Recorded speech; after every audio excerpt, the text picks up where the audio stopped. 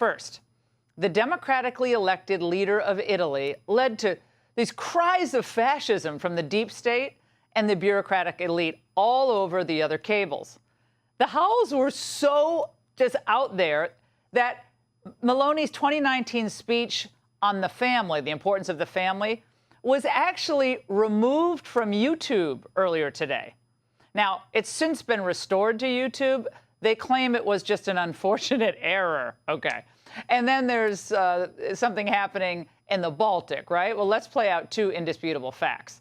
Number one, experts agree that only a government could have blown the Nord Stream pipelines. It couldn't have set up the explosions. Number two, the destruction represents a major setback to Russia, which has been asking Europe to open the pipeline. Of course, what was remarkable is that in the day following this catastrophic and potentially escalating move was the near total silence from the United States. EU and NATO officials, silence. That was until late today. A military official, who refused to go on the record, of course, said not only there was no American involvement, but that there's increasing evidence that this was a sophisticated attack, adding that European allies say that the suspicion and likely culprit is Russia. Joining me now, independent journalist Glenn Greenwald, whose work you will soon find on Rumble. Glenn, that was a lot there, but your thoughts on this idea, it's been germinating for a few days now, that Russia might have sabotaged its own inflow of money from the pipeline, blow it up to play, I guess, four-dimensional chess. How many things have been blamed on Russia over the past 5 or 6 years by the Western media, by the EU, by neoliberals and deep state operatives that turned out to be completely false? They even invented a conspiracy theory. You probably remember that Russia had some super secret hypersonic weapon that was causing brain damage in American diplomats that nobody had ever heard of before, and it turned out to be debunked even by the CIA. Why would Russia explode their own pipeline that gives them enormous amounts of leverage? They can turn off that pipeline at any time that they want, which gives them exactly the power that they most want.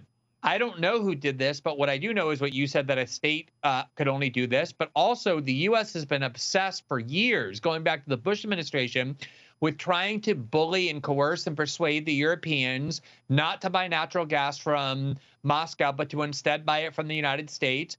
Donald Trump, while he was being called a Putin asset or blackmailed by the Kremlin, was one of the leaders in badgering the Germans, saying, we pay you for your defense. You should be buying natural gas from us. And now suddenly the pipeline blows up in the middle of this war, and we're going to blame Russia for that? The country that has the least interest in doing it. Yeah, the leverage that they have with that pipeline is huge, as you said. And I know, Glenn, you're not going to be surprised to hear this analysis from the former CIA director, Brennan, today. These pipelines are only in about 200 feet or so of water, and Russia does have an undersea capability that would easily lay explosive devices by those pipelines. I think this is clearly an act of sabotage of some sort, and Russia is certainly the most likely suspect. Hey, Glenn, what has John Brennan actually gotten right in his career? Let's just start with that. What has he gotten right about China, about the espionage threats from China, all the things that happened in Iraq, Afghanistan that they did not know, did not predict? I mean, all of this. Yeah, I mean, John Brennan was the leader of the CIA during the Obama years, and prior to that, he was a high-ranking official in the CIA during the Bush years. And that was nothing but one disaster after the next. John Brennan is a trained liar. He's a trained disinformation agent, even though he now works in various media outlets like CNN and for NBC, where, you know, the CIA used to work hard to figure out how to clandestinely infiltrate media outlets. Now they just do it out in the open. But you know, John Brennan and the CIA is what invented the hoax of Russiagate. They're the ones that spun all of these tales about how Russia was responsible for infiltrating the United States.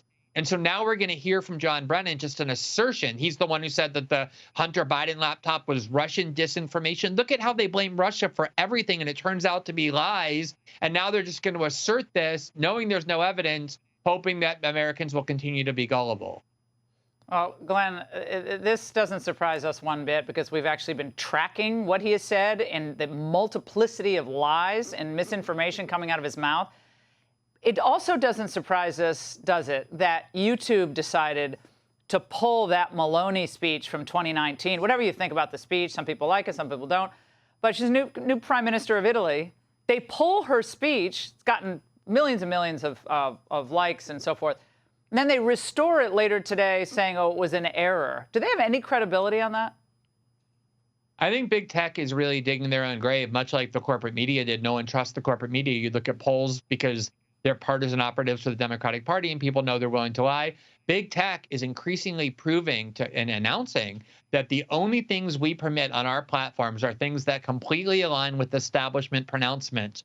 We saw that during COVID, the war in Ukraine. We're seeing it now when there's the Italian people elect somebody that Brussels bureaucrats disapprove of.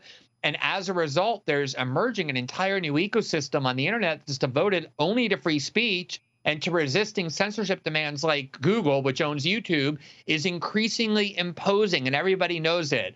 And I think that they're really, in a way, fueling their own backlash because this kind of repression, this intolerance for any dissent at all, is something that's just unsustainable. Well, and I think it shows the weakness of their position because when you're confident about your views or your policies, you welcome a debate. But the Democrats, sadly, and I'm sure some Republicans as well, but Democrats right now seem to be running from an actual policy debate, whether it's on Ukraine or sending another $12 billion to Ukraine, I guess we found out this week. Is there any real debate about how things are going in Ukraine, or are we just going to agree with whatever CNN says? I mean, it's the war fever that we've seen over and over. It's amazing. Once it starts, everyone's petrified of questioning it.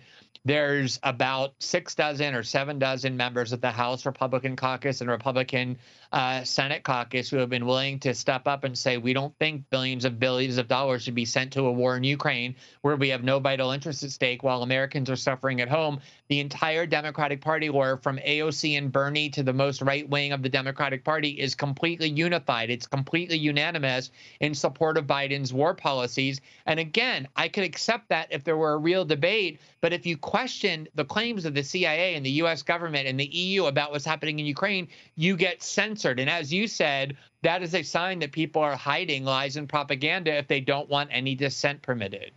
Yeah, any question turns you into a pro-Putin, apparatchik. I mean, that's exactly the extent of the debate. Glenn, thanks. Great to see you tonight. Hey, Sean Hannity here. Hey, click here to subscribe to Fox News YouTube page and catch our hottest interviews and most compelling analysis. You will not get it anywhere else.